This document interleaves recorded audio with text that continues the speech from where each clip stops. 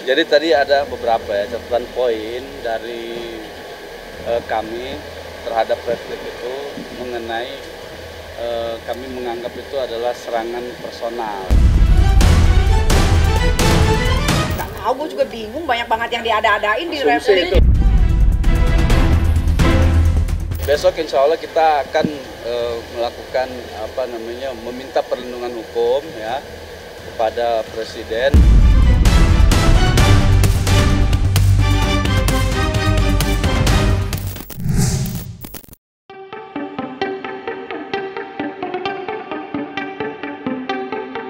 Bagai peperangan yang tak kunjung reda, drama proses hukum perkara dugaan pemerasan, pengancaman, dan tindak pidana pencucian uang yang melibatkan selebritis Nikita Mirzani dan pengusaha skincare Dr. Reza Gladys masih terus bergulir panas hingga detik ini.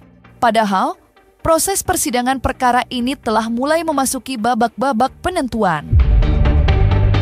Dan pada tanggal 20 Oktober 2025 kemarin, agenda pembacaan replik akhirnya telah resmi diselenggarakan di Pengadilan Negeri Jakarta Selatan, di mana jaksa penuntut umum memilih untuk menolak pledoi alias nota pembelaan yang sudah dibacakan Nikita pekan lepas.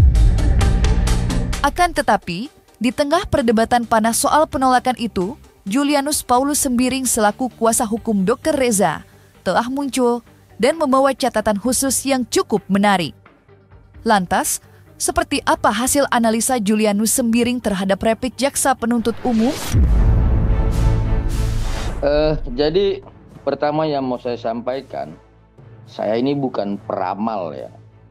Tetapi apa yang sebelum-sebelumnya saya sampaikan 3 bulan lalu, ini sudah mulai terungkap dengan secara terang benderang, sebagaimana tentang alat bukti yang saling bersesuaian ya, baik itu keterangan saksi, baik itu alat bukti yang disajikan melalui digital forensik ya, percakapan dan rekaman, kemudian keterangan ahli. Lalu hal ini menguatkan apa yang saya sampaikan beberapa bulan yang lalu. Jadi kan saya bukan peramal ya, tetapi kan dari awal sebelum ini masuk dalam persidangan, saya sering menyampaikan ya, bahwa tidak boleh ada 2 tersangka. Karena kami sebagai penasihat hukum dari Dr. Reza Gladys sudah membangun konstruksi hukum ini dari awal dan melihat bahwa seharusnya ini adanya lebih dari 2 tersangka. Ya, tapi kalau kemudian penyidik berpendapat lain, ya saya pikir apa yang disampaikan oleh penuntut umum pada hari ini akan menjadi pertimbangan dari majelis hakim dalam putusannya. Mengejutkan memang apa yang diucapkan Julianus Sembiring soal hasil analisanya terhadap replik jaksa penuntut umum. Pasalnya, dengan tegas ia menjelaskan jika hasil replik menguatkan dugaan pihaknya selama ini, yakni penetapan tersangka dalam laporan sang klien seharusnya tidak berhenti di Nikita Mirzani dan Ismail Marzuki saja, melainkan harus dikembangkan lebih lanjut dan menyeret nama-nama lainnya. Lantas, apa yang membuat Julianus Sembiring menarik kesimpulan tersebut dari replik jaksa penuntut umum? Jadi ada beberapa catatan yang kami buat pada hari ini tentang peristiwa yang disampaikan penuntut umum. Itu sebenarnya peristiwa ini terjadi awalnya ya, menurut kami itu di tanggal 15 Oktober ya, sebagaimana replik dari penuntut umum, yaitu tentang apa yang disampaikan penuntut umum. Narasinya seperti ini: adanya kesengajaan ya saksi Oki Pratama untuk menguntungkan orang lain. Nah, jadi ini yang saya perlu jelaskan, bahwa peristiwa awalnya itu adalah sebenarnya kalau menurut dari apa yang disampaikan replik penuntut umum, Nikita Mirzani kan tidak mempunyai kebencian awalnya ya terhadap saksi Reza Gladys. Tetapi kemudian dari keterangan apa yang disampaikan berdasarkan replik dari penuntut umum, di tanggal 15 Oktober itu saksi Oki Pratama menghasut Ya, sehingga Nikita membenci saksi Reza Gladys. Kemudian lanjutannya adalah di tanggal 27 Oktober. Ya, di situ dijelaskan bahwa saksi Oki Pratama menyampaikan kepada saksi Reza Gladys untuk agar dengan segera menemui terdakwa Nikita Mirzani karena mau sampai kapan hancur di media sosial. Nah, yang mau saya sampaikan, konstruksi hukumnya itu kalau kita lihat dari dakwaan kan sebenarnya dimulai dari 3 November. Tetapi pada hari ini kita sudah melihat secara terang benderang, kalau kita melihat terhadap peristiwa yang utuh, ya, menurut kami dugaan terjadinya peristiwa pidana ini dimulai dari tanggal 15 Oktober, di mana saksi Oki Pratama, ya, sebagaimana yang disampaikan oleh penuntut umum, menghasut terdakwa Nikita Mirzani untuk membenci saksi Reza Gladys. Kemudian tanggal 7 Oktober, saksi Oki Pratama menyampaikan kepada saksi Reza Gladys bahwa sampai kapan akan dihancurkan. Ketemu dong Nikita. Di sisi lain, replik yang dibacakan oleh jaksa penuntut umum tentunya telah ditanggapi pula oleh Nikita Mirzani serta pihak kuasa hukumnya. Ya, ketika ditemui pasca sidang rampung digelar, baik Nikita maupun tim kuasa hukum sama-sama mengutarakan rasa kecewa terhadap hasil replik. Khususnya terhadap salah satu poin dalam replik, yakni semua argumentasi yang disajikan pihak Nikita Mirzani dalam pengadilan dianggap sebagai halusinasi semata. Dan alih-alih meringankan, semua argumentasi Nikita di pledoi justru berpotensi memberatkan hukuman. Hal itulah yang akhirnya menguatkan pendapat dugaan pihak Nikita jika tuntutan yang diambil jaksa tidak didasari fakta persidangan, melainkan rasa tidak suka secara personal. Jadi tadi ada beberapa catatan poin dari kami terhadap replik itu mengenai kami menganggap itu adalah serangan personal. Ya kan emang gitu, kalau replik dari jaksa kan ya jaksa pasti nolak-nolak. Tapi ya lucu aja sih. Nanti aja tunggu duplik dari aku. Nggak tahu, gue juga bingung, banyak banget yang diada-adain di replik itu. Yang menjadi catatan penting juga di sini bahwa argumentasi yang kami sampaikan di dalam nota pembelaan terdahulu itu dianggap oleh jaksa itu sebagai sebuah halusinasi yang pertama itu, yang kemudian disimpulkan itu akan memberatkan terdakwa gitu kan, dalam hal ini Nikita. Nah, kalau seperti itu dalilnya jaksa, berarti benarlah selama ini tuduhan dari Nikita bahwa perkara ini bukan didasarkan pada fakta. Ya kan, berarti apa yang didalilkan oleh Nikita dalam nota pembelaannya terdahulu, termasuk kami juga, adalah benar bahwa tuntutan yang disampaikan kepada Nikita itu bukan tuntutan yang sesuai dengan fakta-fakta persidangan. Terbukti tadi jaksa menyampaikan bahwa argumentasi hukum yang kami sampaikan dalam nota pembelaan justru akan memberatkan Nikita gitu. Konteksnya memberatkan Nikita ini dalam apa gitu. Padahal kami menyampaikan terhadap tuduhan jaksa mengenai unsur pasal 27B junto pasal 45 dan pasal 3 Undang-Undang TPPU itu unsur yang tidak terpenuhi, ya. Nah, maka di sini menjadi subjektivitas dari jaksa juga, dikatakan bahwa justru karena kami berargumentasi seperti itu, maka akan memberatkan kita gitu loh. Menyayangkan nggak sih Bang, akhirnya kata-kata menyerang hukum pribadi? Gue sangat, itu kan saya katakan, itu kita tidak bisa sebenarnya praktisi hukum manapun ya di Indonesia ini itu tidak akan setuju kalau kemudian ya penegak hukum, yang diartikan penegak hukum itu jaksa, penasihat hukum, majelis hakim, itu menyerang secara personal gitu kan. Selain itu, masih ada satu poin lain dalam replik jaksa penuntut umum yang menyisakan rasa kurang enak di pihak Nikita. Yang mana jaksa penuntut umum menyatakan bahwa tim kuasa hukum Nikita masih perlu banyak belajar dan membaca buku-buku berkaitan dengan hukum guna memberikan pandangan yang lebih lengkap. Sebuah ucapan yang benar-benar menyisakan luka bagi Usman Lawara selaku kuasa hukum Nikita. Lantas, seperti apakah luapan kekecewaan Usman Lawara terkait hal itu? Nah, inilah yang kami bilang tadi, sehingga dibilang kami harus belajar lagi. Kalau kita mau berdebat hukum, ya jangan menyerang personal gitu. Kami tidak pernah menyerang personal dari jaksa. Dalam pledoi kami tidak pernah menyerang secara pribadi dari jaksa itu sendiri.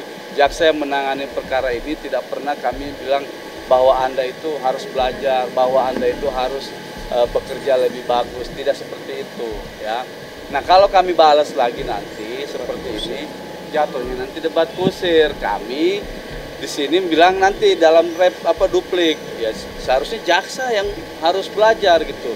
Ya mohon maaf, mereka suruh belajar kita bicara soal apa? Ini soal etika gitu, soal etika dalam hukum acara pidana gitu. Nah, tidak semestinya itu disampaikan oleh jaksa dalam forum persidangan ini gitu. Adapun perdebatan kita selama ini di dalam persidangan itu adalah perdebatan yang biasa-biasa saja gitu. Jangan diartikan perdebatan itu sebagai sebuah permusuhan, apalagi itu permusuhan personal gitu, ya. Kami dibilang belajar lagi personal. Kita ini belajar sudah sampai S3 loh, gitu loh maksud saya. Bukan kita tidak mau merespon mereka, tapi mereka itu yang memulai gitu, ya. Nanti kemudian kalau kita balas, ya jangan juga nanti tersinggung kalau misalnya ada balasan dari kami sebagai penasihat hukum gitu. Iya, padahal hobi aku ngebaca ya. Kalian kan tahu teman-teman wartawan, aku tuh hobi sekali sama membaca.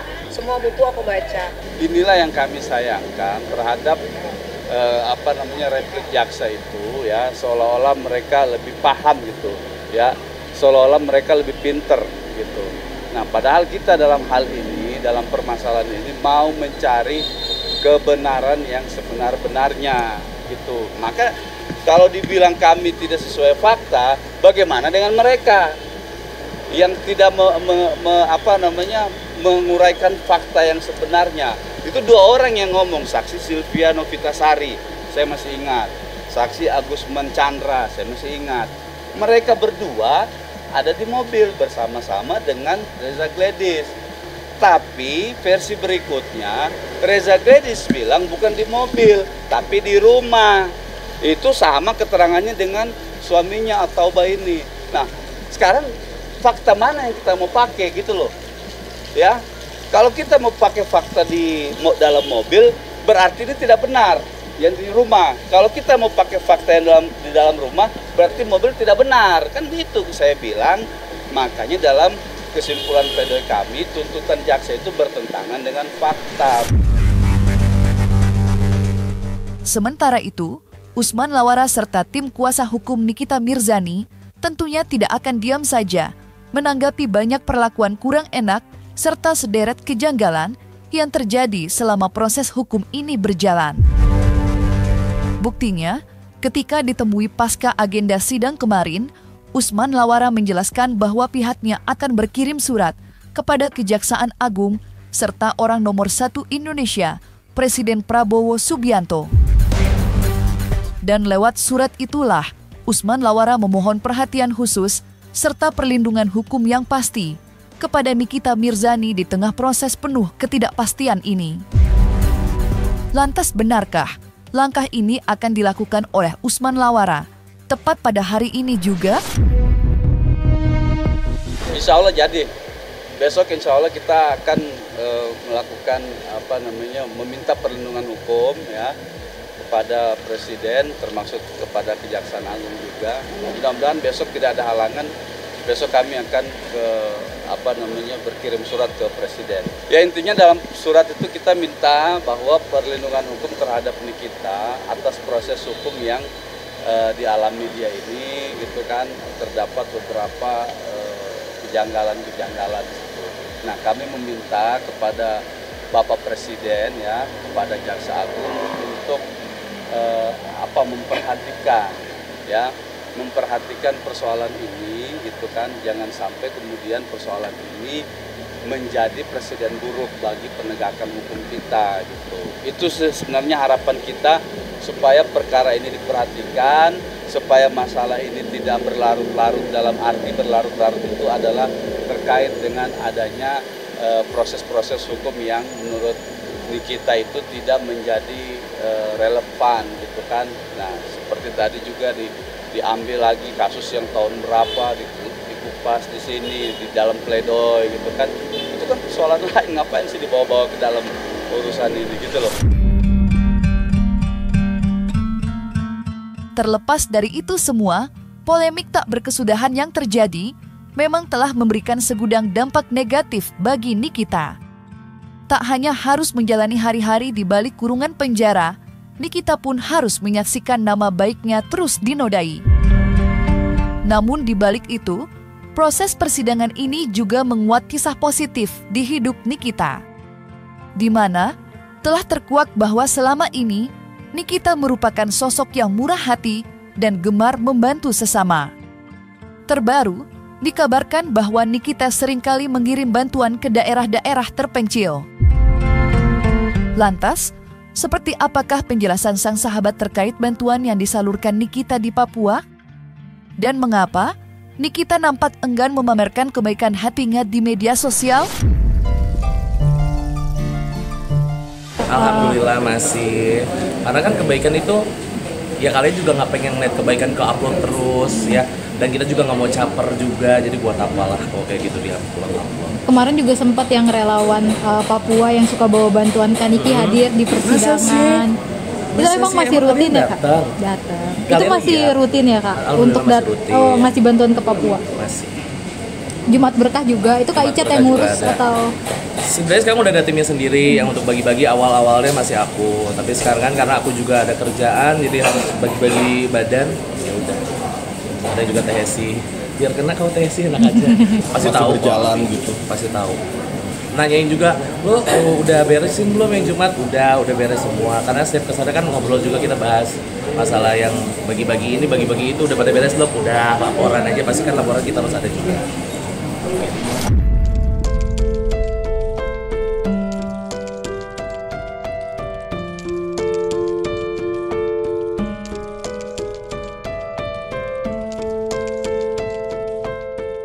Nah, selesai sudah, Cumi Lovers. Jangan lupa untuk like, subscribe, dan juga share channel YouTube Cumi Cumi.